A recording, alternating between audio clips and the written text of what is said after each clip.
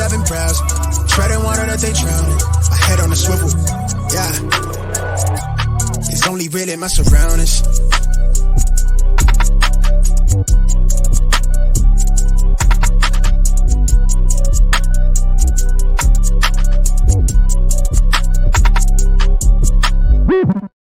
Hello and welcome to episode 245 of the Smash Accept podcast.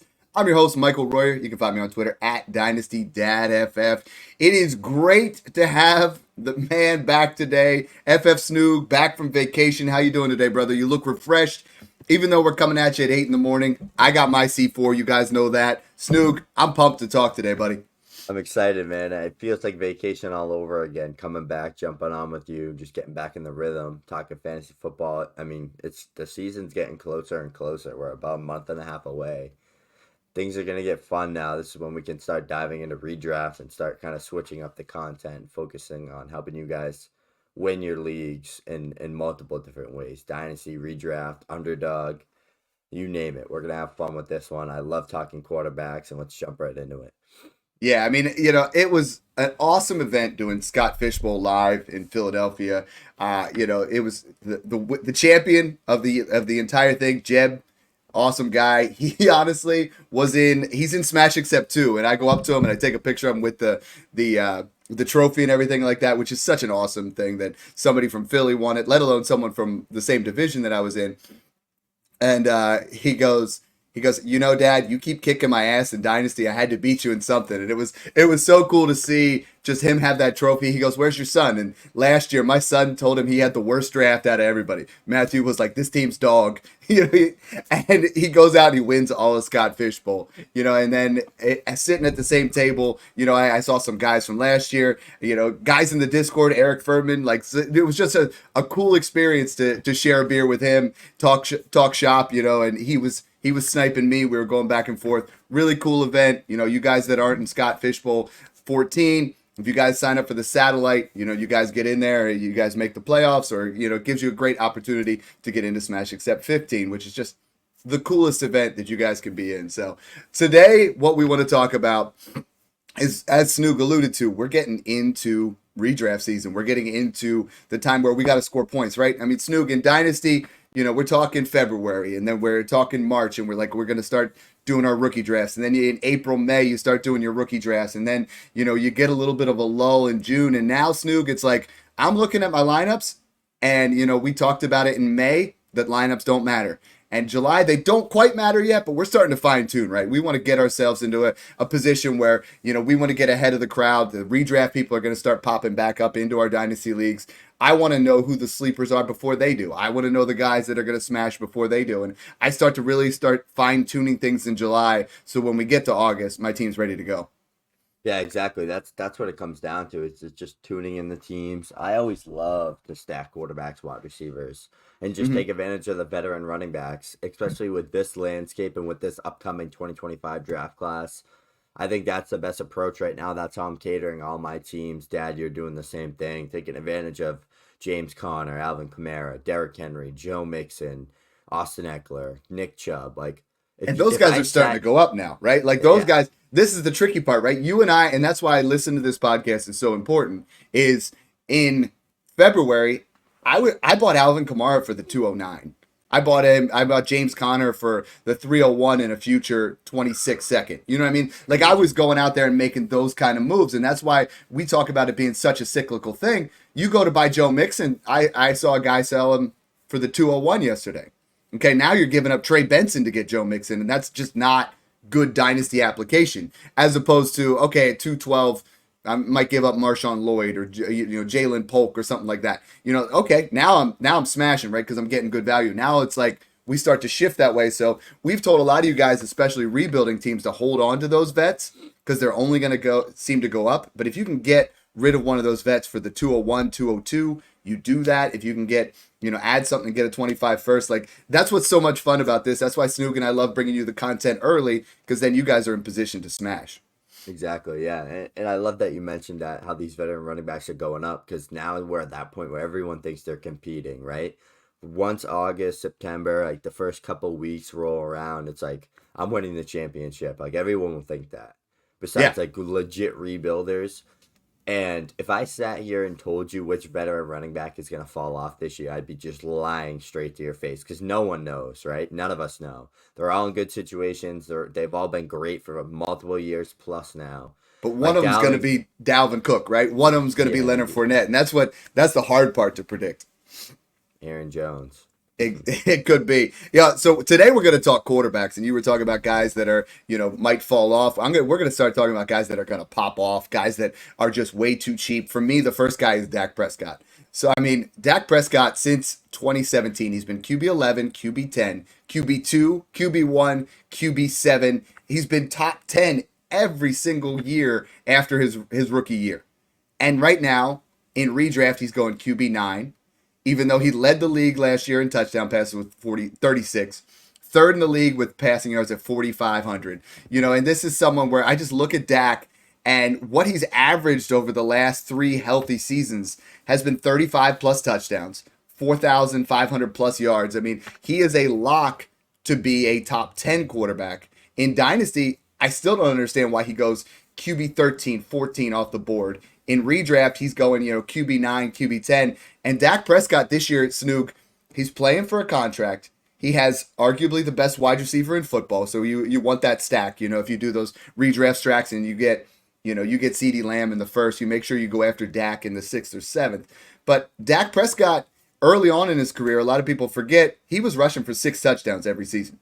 They do not have an elite level running back anymore with Rico Dowdle and Zeke. I think this is a season where Snook, I think we see Dak really go back to getting more red zone carries. The last couple of years, he's had 1 and 2 rushing touchdowns. If you look at what he's done in his early career, it was 5, 6 every single year. I think we go back to that. I think Dak Prescott is, has the rushing floor to be a top 5 quarterback this year in 2024. And the value's not there. People are not valuing him in that way. I'm seeing people, make trades like I saw the other day, Bryce Young in a second for Dak Prescott. Ouch.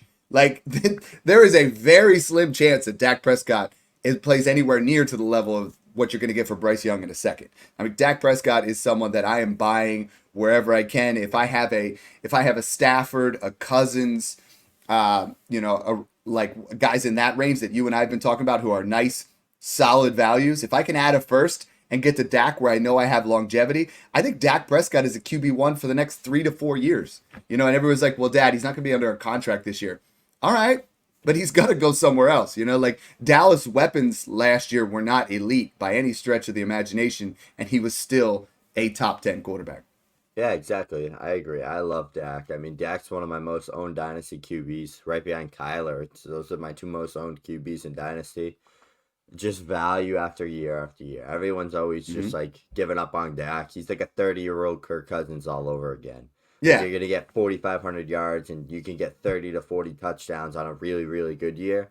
Or you're just going to get like a 25 touchdown floor and like a top 8 to 10 finish every year. So Dak has shown like he's had that QB1 overall upside like multiple years now. Like he has had those crazy years passing the ball and rushing in a couple touchdowns. So I love the Dak. The trade that I really wanted to highlight there, and I did that recently, and I got criticized for it, is I gave up Kirk Cousins and what will be a late 25 first. And people are like, Dad, you said something about that 25 class is going to be hot. Okay, but if you could take a 25 first and you can get 5 years younger, much more upside. I mean, Kirk Cousins isn't a lock anymore to be a top 12 quarterback. He's been, but that was a perfect storm of bad Minnesota defense, elite level weapons, and he's still going to have the weapons now, but I think Atlanta has there is still that opportunity where Atlanta isn't a lock for him to be a top 12 quarterback, where Dak Prescott is going to be. He's 5 years younger. I just feel like we're resetting the clock, like you said, with Cousins from 31 to 35 was worth a first every single year. Now, if you can go out there and get Dak, his value is going to just maintain. He's going to continue to be a great value, and the production outweighs the cost. Exactly. Yep. Who's your guy? I'm going to keep things very on brand here. I think you know exactly who I'm going to say. I'm going to go with CJ Stroud. Just because I've been seeing so much about him not finishing top 5, shouldn't be a top 8 quarterback in redraft right now. This quarterback... You must be talking about my posts, man. So I'm good. I want to talk this one out. I saw yours too. You got put on the naughty list now. Let's go. CJ Stroud last year was tied first for 300 plus yard passing games as a rookie. He paced to lead the NFL in passing yards. He had the most passing yards per game, and he wasn't even top 14 in attempts. So the Houston Texans weren't even a top 14 team in total passing attempts last year. And CJ Stroud did all of that with Tank Dell missing, I think, 10 games. So it was literally Nico Collins, who was nothing before CJ Stroud. A team that was bottom 5 in rushing yards and rushing overall efficiency. And a team that had 6 starting offensive linemen out for a good amount of the year. And CJ Stroud walked in, hung 300 yards a game on very good teams, beat very good teams, won playoff game. And they added Joe Mixon, Stephon Diggs. They beefed up the offensive line. They added defense. CJ Stroud will finish top 5, locked and loaded. I would put any amount of money on it this upcoming season. With this elite arsenal of weapons he has around him, the type of passer he is, there's a little bit of rushing upside there. I know he's been working on his athleticism. I've been seeing him posting crazy things, running, doing all these things in the offseason, trying to just be a more dynamic player. He could be like Deshaun Watson. Like, that's like the type of player. Like, Deshaun Watson was never the fastest guy. Or like, it's just like if you want to run or if you like want to extend the play, and he extends the play a lot. But he's always keeping his eyes downfield, and he can always make that throw to extend the play. There's a lot of upside for him. Top 3, top 4 dynasty QB for me. Top 5 redraft QB all day. See, I'm with you on the top 3, 4 dynasty quarterback, and that the reason I see the difference, and I play a different redraft versus dynasty. You know what I mean? Like, you almost gotta you gotta take what you've learned in dynasty and apply it to redraft. And I think you're right. There is, I mean, the 167 rushing yards, it really depends. If you're playing 4-point passing touchdowns, I'm not touching CJ Stroud as a top 5 quarterback. If you're playing 6-point, it's a little bit different. You know, you get yourself in a scenario where I think, you know, if you look at Dak Prescott was the QB3 last year. Dak Prescott had 36 touchdowns and 4,500 passing yards. And I think that's what you're going to need. You're going to need 4,540 touchdowns to be in that area, or 35, you know, which is definitely doable for him. I mean, you look at Stroud last year was 4,100 and then 23 touchdowns. So he's going to almost need a 50% bump in touchdowns, which I think is feasible. But I'm on the, I love CJ Stroud in Dynasty. He's the QB3, QB4. In redraft, I'm taking the shot on Anthony Richardson instead. And I know you're gonna hate it. I know we vary differently. He's gonna. What if he plays 10 games? Those 10 games, I'm gonna win them all. You know, and then I'm gonna make sure he's not even guaranteed to outscore CJ Stroud though. I will. We can make I think we need to make a prestige auction, you know, type I wager. love Anthony Richardson. A bet on us back and forth who has more fantasy points this year. You know what I mean? And then we'll, you know, get a jersey of your choice kind of deal, have a little bit of fun. But I mean, I think if Anthony Richardson is healthy, he will be top 3. At least top 5. If he plays like, it's 17 games, I agree. If he plays 17 games, he's up there with Allen and Hurts. But I know shoulder surgery on that right throwing shoulder. That's like actually something that could keep him out, and like he gets one bad hit, he's gonna be back to square one. I see where you're at. I mean, if I'm taking one quarterback, if we're playing in you know, redraft format, it's Kyler Murray is the guy I'm waiting back on, and we'll get to him in a second. But I mean, Anthony Richardson is that guy, in Dynasty is a gamble right now. I've been taking the gamble on him, but it's like you have to just understand that if he gets injured, you know, you're going to see him dip back into the mid-second, maybe the late second. You know, if CJ Stroud gets injured, he's still a first-round pick next year because you didn't have back-to-back seasons of him being injured. And that's why, you know, I'm willing to, you know, play around there to trade up for Stroud. I've been trying to trade back for Anthony Richardson and see what I can possibly get there. Because, I mean, in that Steichen offense, and we've been talking about it for a while, is like, if he's healthy, this is going to be absolutely ridiculous. If you're playing in a one quarterback league, Snoog, like, I think if you take Anthony Richardson, there's so many great QB2 options. I'm making sure I take Jared Goff, you know, and if I have him in Dynasty, I'm making sure that I have, you know, you know how we play in Dynasty is like, Anthony Richardson is QB2 on all the teams that I have him, which is just great because then you get Jared Goff, you get Kirk Cousins, you get a guy like that where you're like, okay, you know what? If he doesn't pan out, if he does get hurt, I have a good guy there. And that's the key is like, you can't draft Anthony Richardson and then just say, well, I have one quarterback, let's roll. Or I can't draft him as my QB1 and then wait to have Russell Wilson as my QB2. You just can't do it. So taking CJ Stroud gives you flexibility with your second quarterback. Taking Anthony Richardson means, okay, my second quarterback's going to have to be pretty good. So in the startups that I've done, I'm taking Anthony Richardson, but then in the early second, I'm taking Jordan Love. So now I feel like I have two quarterbacks where I'm in a position where it's like if one goes down, and then what I'm doing instead of taking 10 starters and then just messing around with a Derek Carr type, I'm going in and I'm making sure I get Jared Goff, or I'm making sure I get, Cousins, or it's a tough situation because the middle ground, maybe even a Will Levis, where I take a shot on two guys that are going to be in that area. But we'll do a Stroud versus Richardson like YouTube show. It'll be fun. It'll be fun for sure. Yeah, I'm down. But I have one thing to say. Go ahead. Anthony Richardson's going as the QB5 right now. I know. Redraft. That's crazy. If you take him, probably round 5. And yeah, he's round 5 games. Your team's not winning shit. Correct.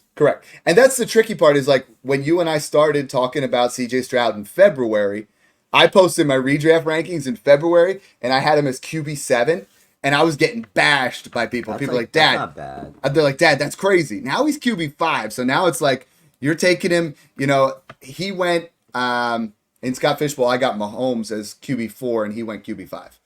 So it's like that's where he goes, and it's like if you can just be safer and go Dak Prescott in the next round, or like I said, Kyler Murray in rounds. Kyler Murray is going round 7. 30 picks behind Lamar Jackson.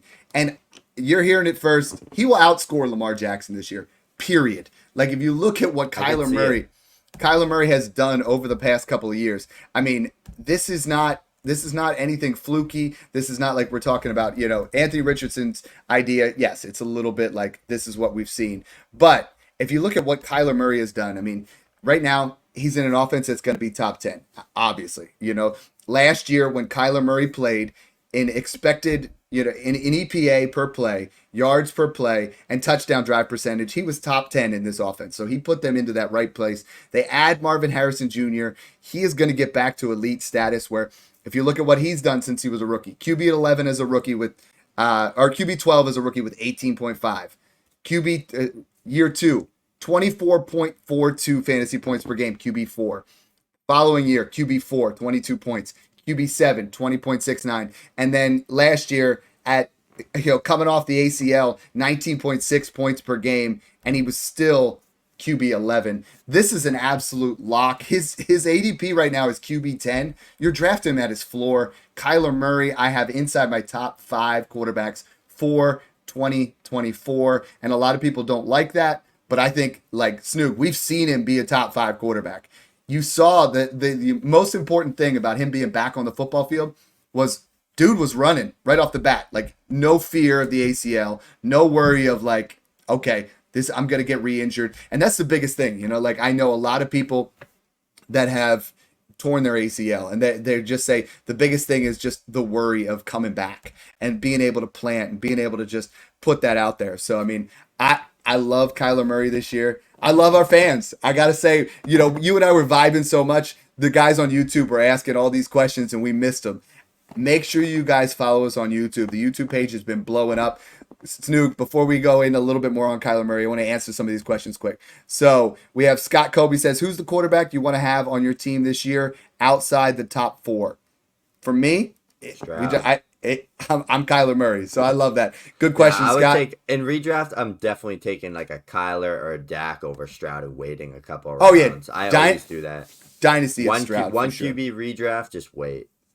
You're better off. Yeah, go Dak, pair him with CD. That's good. That's strategy. Perfect one right there. I love how you guys get so involved on these.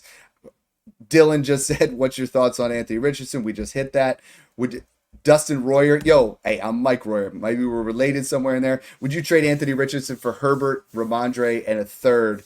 I want a first on top. I'd take Herbert. See, I'm Dynasty. I'm taking AR there. He says he wants Dynasty. I'd take Herbert. I can see it though. Herbert is such a value right now. He's just insanely good. Like, Anthony Richardson will never be a better quarterback than Justin Herbert is, but it's just fantasy football. So it's that upside. Marty says, good morning, fellas. Love that content. Peter Terranova, he's got a question here. Yo, fellas, what's going on? Your thoughts on Will Levis? We're gonna hit on that. We're definitely gonna hit on Will Levis. Yeah. So I just had to get those over there because I looked and there was like 45 comments. I love how much you guys support the show, that you guys come out there. Another great way to do that, subscribe on YouTube. The other one is check out the Patreon. Patreon right now, I'm working on my redraft rankings for you guys to be in there. I have my top 48 at every position. Now I'm just trying to make that top 250 board so you guys can just print that out, take it to your draft, and go smash. You know, what quarterback now? We've talked about Kyler, Dak, Richardson, and CJ Stroud. Who's another guy that you're just absolutely ready to smash in 2024? Before I get into that, Kyler, we're second on my list. We gotta chop up. He's right Kyler. over here on my. He's above my shoulder, just pointing at us. I got my Kyler jersey in the closet. Let's touch a little bit more on Kyler. I'm gonna give you kind of like a couple scenarios here.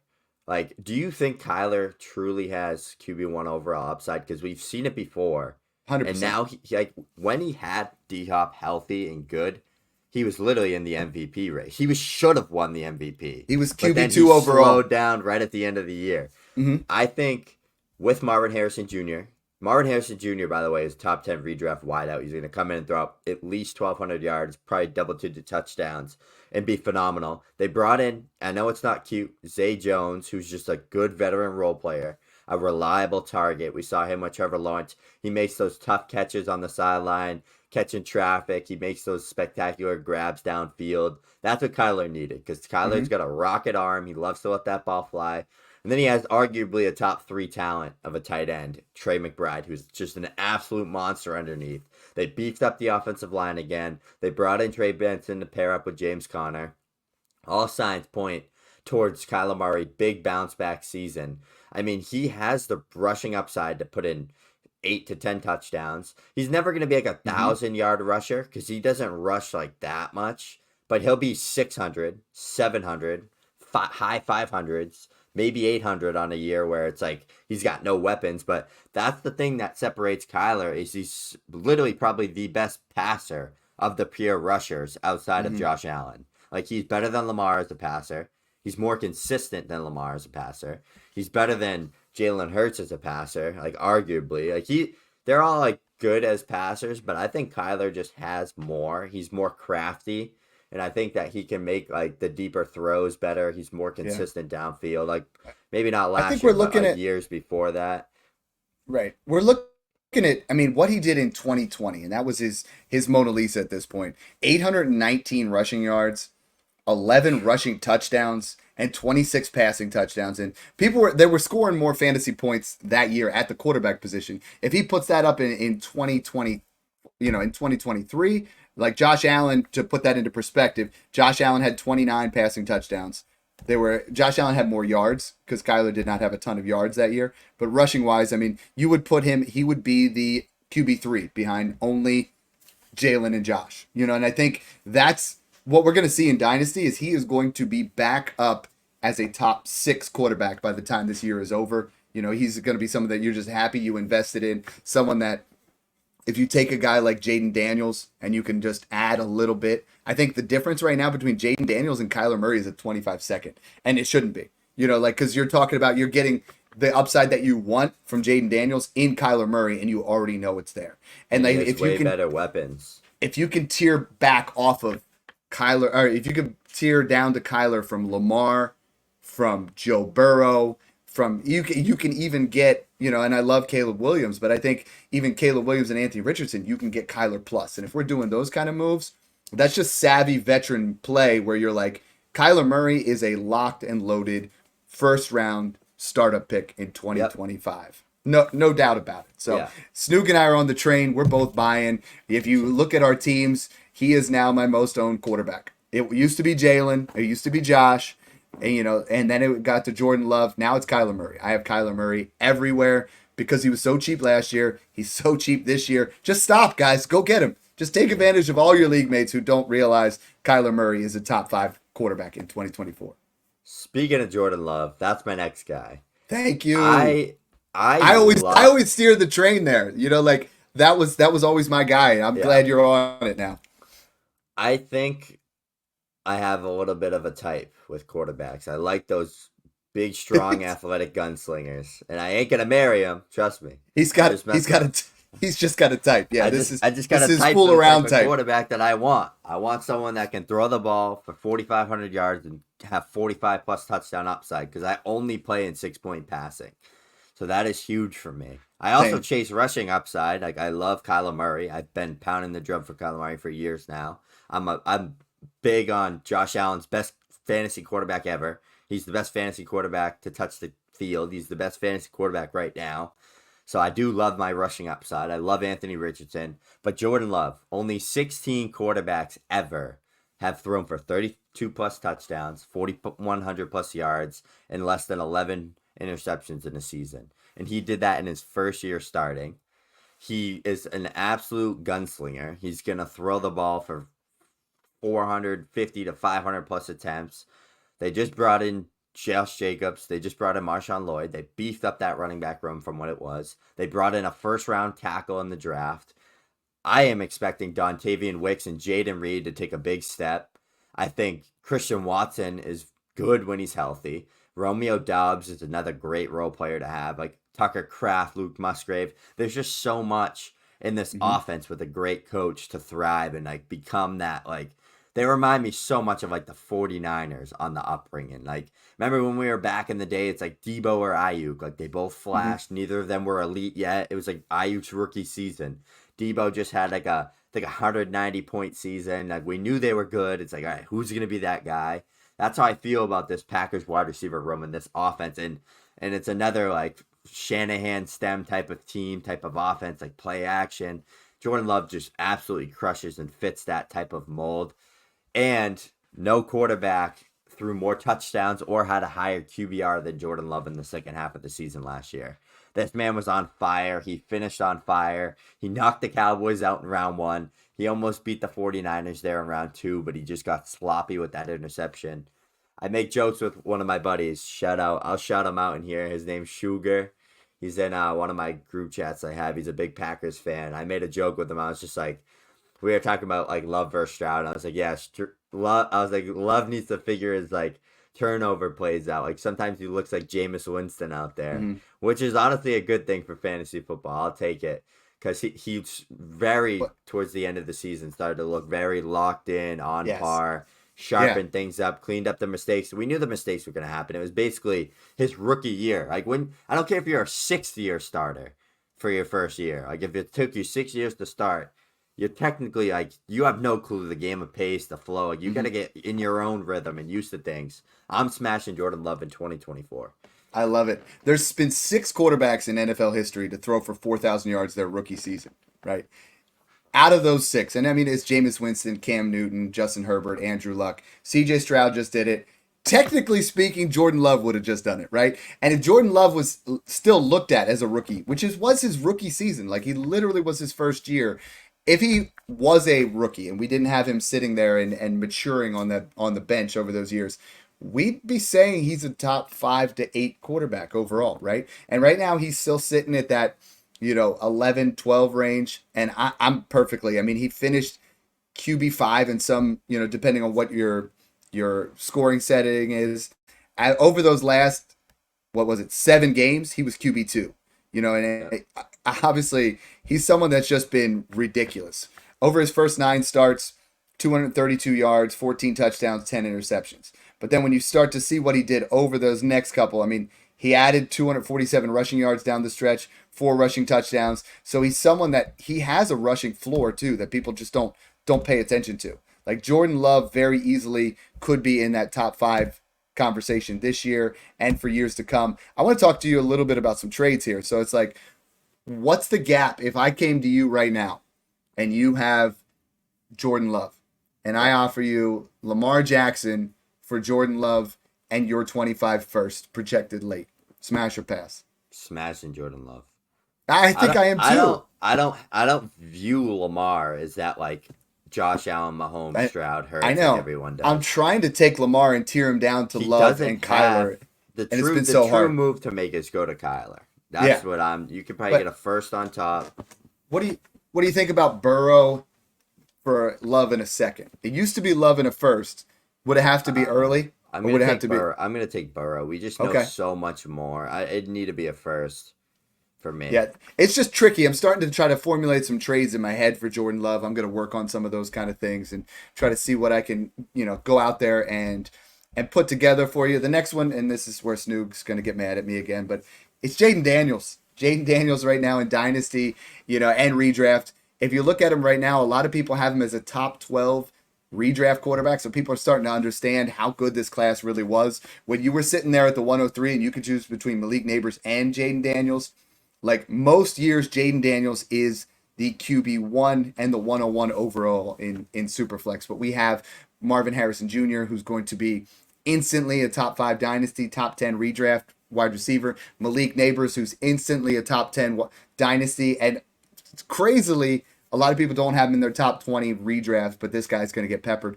Jayden Daniels, some of the things that he does well. I mean, obviously, pinpoint downfield accuracy, someone that has just electric rushing ability, quick game decisions. I think if he stays healthy, this is someone kind of like Anthony Richardson.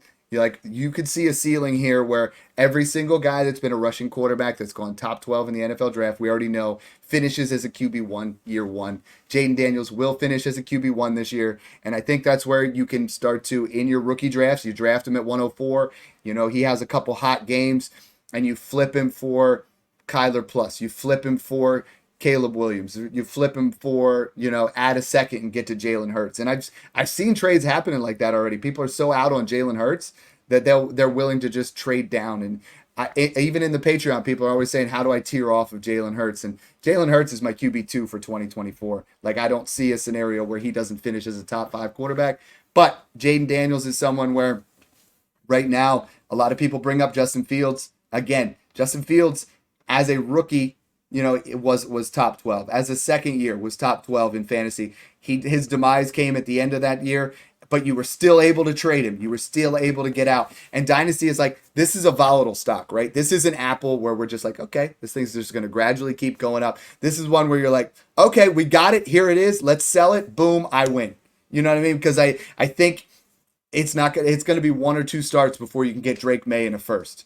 You're going to be able to even insulate back and get something that's just going to blow your mind. And I think Jayden Daniels in redraft is going to finish top 12. Again, if I draft him, there's no way I'm leaving that draft without my QB2 being Jared Goff. Like, that's it. Jared Goff is a top 10 quarterback, back-to-back seasons. That's the play. You take that insane ceiling of a Jayden Daniels and you make sure you insulate, make sure you protect that.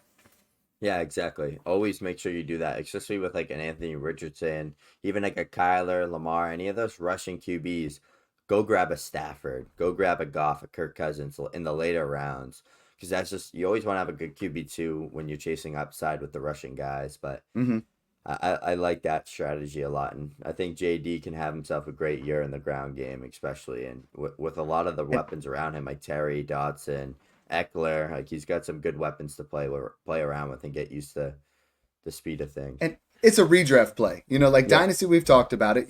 He's going to be your QB2, so you make sure you have someone in there. But in redraft right now, he's QB14, so you don't even have to draft him as your QB1. You could take Brock Purdy and have Jayden Daniels on your bench, or you could wait to be the last guy to take a quarterback and take Jayden Daniels and then Stafford to back him up or something like that, where he puts you in position to win. So, I mean, it's all about strategy. It's all about what your league settings are. If your league settings are 4-point passing, Jayden Daniels is so sexy. Scott Fishbowl was point per 50 passing yards. So, I want a rushing quarterback. I want to get a guy that's going to put up that. Jayden Daniels will rush for, if healthy, 700 to 1,000 yards, period. Ooh. If he's healthy, he's going to do it. Stamp that. I'll stamp it. Dynasty Dad approved. But the if healthy part, right? Like, we got to keep putting that caveat on there. So give me another guy. Let's start getting a little bit deeper here. We've hit on those top guys. Let's start hitting on some guys that, people might not be attuned to that are going to smash in 2024. I think that this guy is a top guy that is valued like a guy that you just said, and this is Justin Herbert. I'm going to keep things very on brand. QB 17 ADP in redraft right now. 4 straight years, 4 straight top 10 PPR, 6-point passing, pacing finishes. He didn't because he got injured, but he paced top 10 in every single season. Last year, he was absolutely on fire. Before the injury, he was a top 3 quarterback. He was just absolutely cooking. He got injured, missed like 5 games, 4 games, maybe 5.5, something like that, with that injury on his throwing hand. And then he had to throw through that. So that's definitely not fun. So he really missed, like, in all, probably 7 to 8 games of him being truly healthy. And he was still on fire in those first, like, 10 games. He has a ridiculous season. Like his ceiling in his first 2 seasons we saw, he was the QB2 in 2021 as a second-year player. He was like 22, 23 years old. The only reason he didn't finish QB1 is because Josh Allen literally had like the craziest season ever, and he had like 10 more fantasy points than Justin Herbert. Mm-hmm. So he was just, unfortunately, didn't get it there. 5,000 yards, 38 touchdowns. Rookie season. Probably the best rookie season ever as a quarterback. 400 fantasy points, QB9, 4,300 yards, another 30 touchdown throwing season. 5 rushing touchdowns, 3 rushing touchdowns. Last year he had 3 rushing touchdowns. In 2022, when everybody was injured on him, Mike Williams was gone, Keenan Allen was gone, 4,700 yards, 25 touchdowns.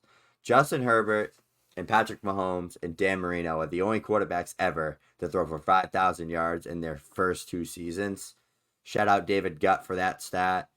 I mean, Justin Herbert has all the talent in the world. They beefed up that offensive line. He has 2 superstar, all-pro potential tackles. He's got a little bit there in the run game. They brought in Ladd McConkey. He's a guy that's just going to be a quick separator, get open quick. Quentin Johnson hopefully can take the next step. Josh Palmer's a reliable target. I mean, it's hard to hype up these guys because it seems like a big ball of misfits, but it's really not the worst group in the league. Like, Yeah. It's a group Justin Herbert can work with, and it's a group that's a lot better than what Justin Herbert has had to work with when an Eckler or Keenan Allen or Mike Williams goes down, because a lot of times Mike Williams and Keenan Allen miss time together, and they miss a lot of games together, and it didn't stop Justin Herbert. So hopefully the new coaching staff and all these things kind of put together. I mean, we know the defense is still going to let up the most points in the league. We know they're still going to probably be playing from behind. They're going to have to throw the ball. These are the things people aren't like accepting. And when Greg Roman last coached Lamar Jackson had a 28 points per game season. Justin Herbert is an elite athlete. He's one of the best quarterback athletes in the league right now. If you look at his combine numbers, he can run when he wants to run. If Greg Roman kind of helps him unlock a little bit of that, especially when we get down near the goal line, and he scores 5, 6, 7 rushing touchdowns, just that alone is going to boost his ceiling up a ton. Like, he's never finished lower than QB15, and there's been seasons he's played with a misfit of toys for multiple games. I think he finishes top 15, top 10 easy this year, and I think he's just going to be a guy that's a value at ADP. Still a top 8 to 10 dynasty QB for me as well. Like, you're just chasing talent. Like, you're chasing every. He QB doesn't belong where he's going now. Yeah. Every QB, like Mahomes has had down years. Like Allen, like every QB can't just be on this superstar team forever, especially on QBs that have 10 to 15 plus years of life. Like, there's going to be some down years. You got to remember that in Dynasty. And you can't predict the down years, because there's years, everyone said Mahomes was going to have a down year last year, and he still had a really good year in fantasy. Like, even though he threw a ton of picks, everyone thought Josh Allen was going to have a down year when Diggs looked like crap. And like Josh Allen was absolutely phenomenal. So it's like, you got to really think about like chasing the talent when it comes to the quarterback position, and not just caring so much about the weapons. Like, you care about the weapons when it's like a Will Levis or it's a Kirk Cousins or someone like that. But when it's a Justin Herbert, like, you got to understand, like, Ladd McConkey's a good player. Like, he's a good player. He's going to have a good ceiling. Like, I love Justin Herbert this year. I'm glad you said Will Levis. So this is the part.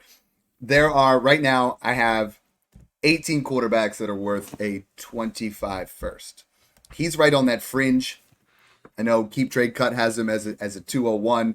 If there's any quarterback that's going to be worth a first next year that isn't now, it's Will Levis. So I know it's kind of, leaves a bad taste in your mouth like mayo in your coffee. Will Levis is someone that he comes in week 1 and he threw for 4 touchdowns, and I sold most of my shares immediately because we knew that wasn't going to be the case. But you look at him, and a lot of that raw talent, those, rocket arm, the mobility, the things that we saw from Josh Allen, and I'm not saying Will Levis is going to be that, but Will Levis is in a system now. He went from bottom 5 pass attempts in the league with Derrick Henry, right? To now Brian Callahan's the head coach. Brian Callahan with the Bengals threw it like crazy. I think they're going to move into an offense where both game script and the way that they want to play, they have committed to Will Levis. They've committed to the fact that they're going to want to be in the top 5 to 8 in pass attempts in the league.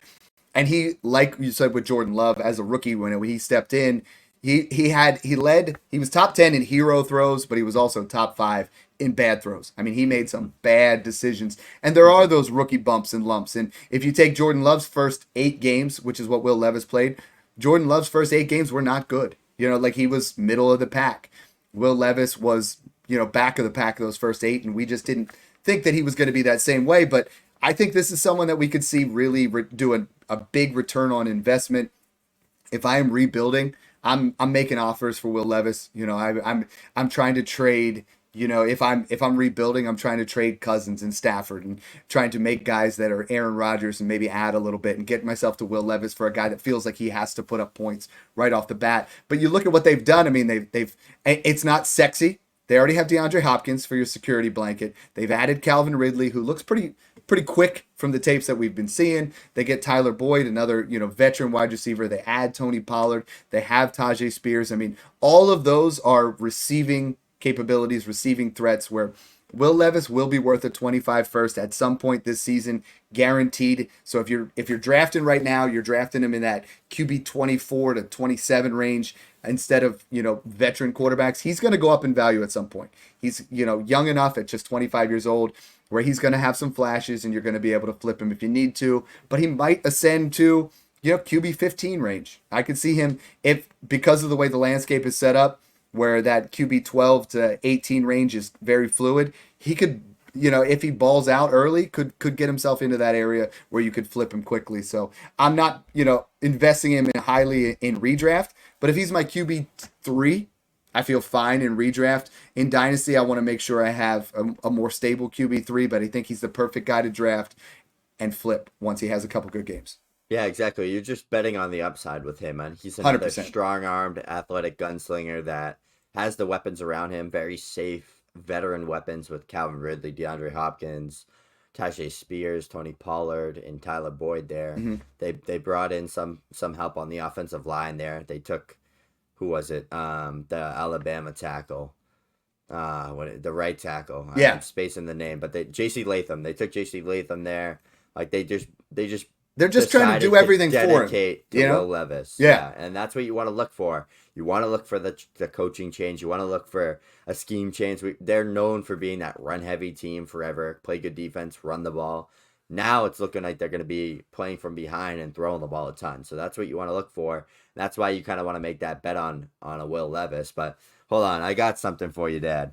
I'm gonna mute my camera, turn off my camera real quick, but I'll literally be back in like 10 seconds. I just gotta prove. I talk all this big game about C.J. Stroud, Kyler Murray, Justin Herbert. I gotta prove myself on live cam. You go do that. While Snoog's gone, there's a couple of other guys I really like here. Deshaun Watson, I think is a extreme value. When you look at him in redraft right now, he is going outside the top 20 quarterbacks. He's shown in the past that he can obviously put up points in that top 5 to top 10 range. I think ultimately this year he could be a QB1. And I think in Dynasty, he's also another guy that's going for barely a first. So if you are, in need of that QB2, rather than spend a first on an aging veteran, take a guy like Deshaun Watson. I think has a lot of potential to kind of get in there. That was like a bonus one thrown in there just so Snoop could prove this to you. You stole my next guy because Deshaun Watson is my next guy. Wait. We always back up what we say. Like, we don't just say these things just to say it on TV. Like, he's making investments. These are the guys right here. Like, these are the guys we represent. We got Stroud. We got Herbert. We told you to buy Kyler Murray. There we go. It's the Snoog line of jerseys. He's got them all. Those and Tom Brady are the only QBs I own. So if that's all you got to know. I only have making 2. These things up. I got Peyton Manning and Jalen Hurts. That's all I got. So give me you were saying Deshaun Watson. I do have a Jalen Hurts jersey. I started to talk a little bit about Deshaun Watson, but right now redraft QB 21, Dynasty, same area, QB 19. I think Deshaun Watson we've seen with the ceiling of QB 5. I don't think we're going to get back there again, but the weapons are there. Things are lined up. We have to just delete 2023, and we almost have to say, what can we see from Deshaun Watson? Because he was injured. He only played a handful of games, couple good, couple bad. Yeah, exactly. I mean, with Deshaun Watson, you're just looking for the upside there with him. He was a guy that I think he was in 6-point passing. He was like just there at almost 20 points per game or close to it. Maybe it was like 19 and a half. Like if you just get that, let's do that math. If you just get 19 and a half. If you take away the game he was injured and left early. That's a top 10 finish. If he left, the game he left, he only had like -2. But if you take that game out, he had 21.5 points per game. He